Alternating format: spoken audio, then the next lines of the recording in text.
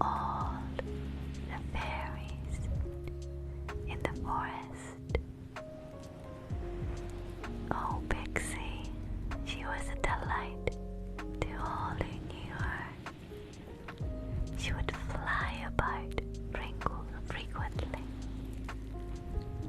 prancing and dancing as she flew. She was so warm and charismatic, but everyone who knew her was warmed by her good nature and kind and fun personality. Pixie loved playing in the trees, particularly high up the top of the very tall oak trees. Oh, she loved being high in the sky. She would imagine herself as a bird, and she often wondered what it would be like to have the freedom just to fly wherever you want. You see, even though Pixie had wings, she felt in a lot of ways that those wings were clipped. I mean, in the sense that she was not free to go where she wanted, when she wanted. No, her whereabouts was monitored, as if sometimes she was in a prison, guarded from the outside world. She often wondered as she looked beyond the treetops what lay ahead. You see, Pixie, being so delicate, was mothered by everybody. Oh, little Pixie, they would say to her, don't wander too far. You would never know, those nasty crows might get you. Little Pixie, don't go there. You know it's going to be dark soon. Sometimes she just hated. Hated. No, scrap that. Despised her name. Pixie, Pixie, Pixie. Pixie, Pixie,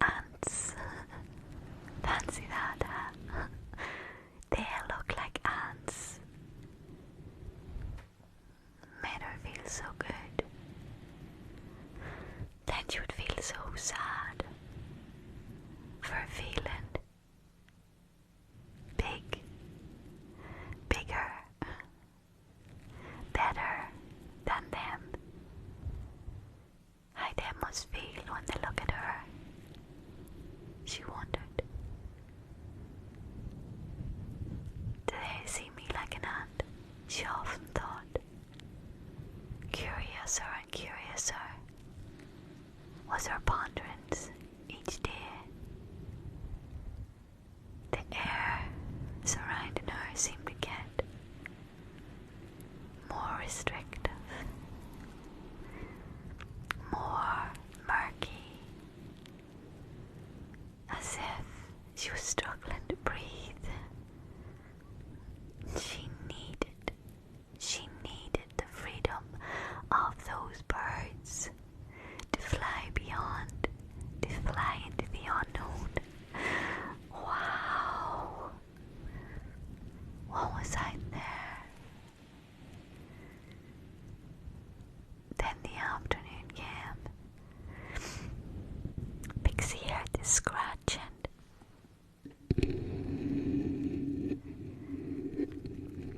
It was as if something was crawling up the bark of the tree, the very tree that she was in. It kept going.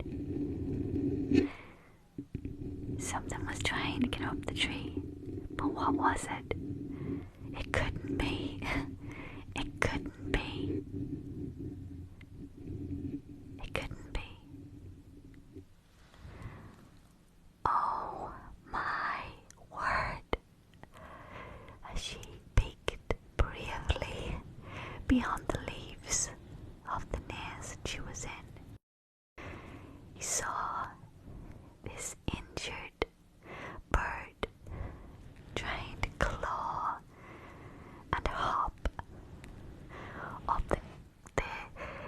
the holes and crevices of the tree.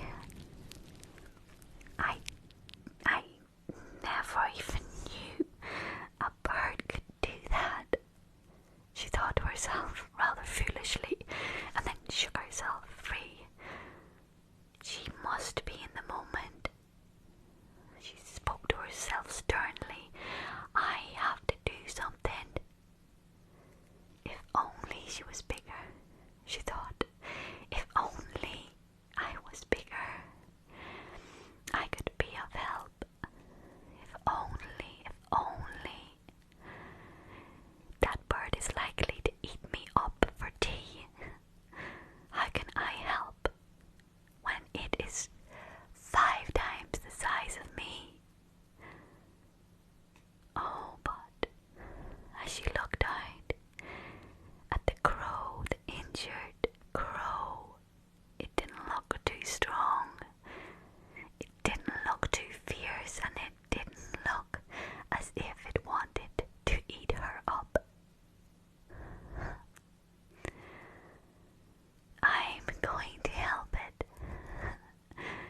After all, if it were me injured, wouldn't I want somebody to help me?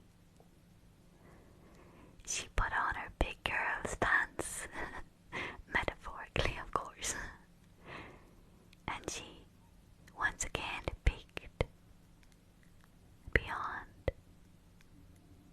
and she heard it again, hobbling up